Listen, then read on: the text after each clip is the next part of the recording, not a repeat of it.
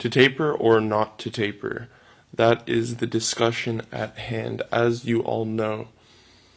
So I have two articles here on Daily Silver Update that have two opposing opinions. The first being James Rickards, Why the Fed Will Not Taper, and next, the Federal Reserve is set to taper QE based on economic data.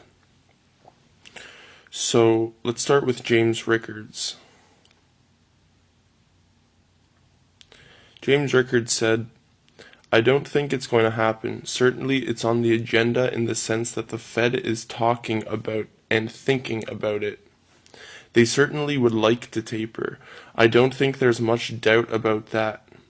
And to a great extent the markets have priced that in. I don't think the Fed actually will taper in September. In fact, I don't think they'll do it at all this year, and the reason is I'm sort of taking the Fed at their word. They said we'd like to. Tapering is the jargon. It's reducing asset purchases, but asset purchases are the way they print money. So what they are really saying is we are going to print less money. So there's a lot more here for you guys to read about what James Rickards had to say. I'll put the link down below. Next is Federal Reserve set to taper QE based on economic data. So the payrolls rose by 169,000 last month, a Labor Department report showed.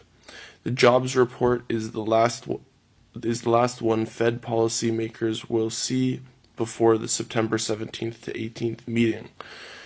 So that's showing some good economic data there that they're going to be looking at. That's the last time they're going to be looking at a jobs report before they make their decision about whether to taper. So we have a forecast here by Hoffman. Maybe they do taper light, said Hoffman, the top forecaster of private payroll growth for the past 2 years, according to data compiled by Bloomberg. The headcount's weak, but the income earned from wages are longer hours is positive. To me, it's sort of a win one, lose one.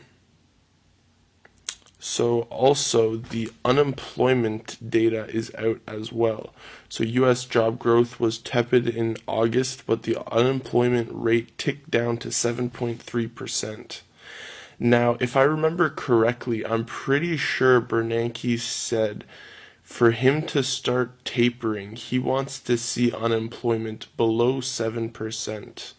So this one percentile here, the 7.3% of unemployment in August, that is actually leading me to believe that they might not taper QE, because I'm pretty sure he said he wants to see unemployment below 7%, and the fact that it's not there yet, they might use this as an excuse for why they can't start tapering.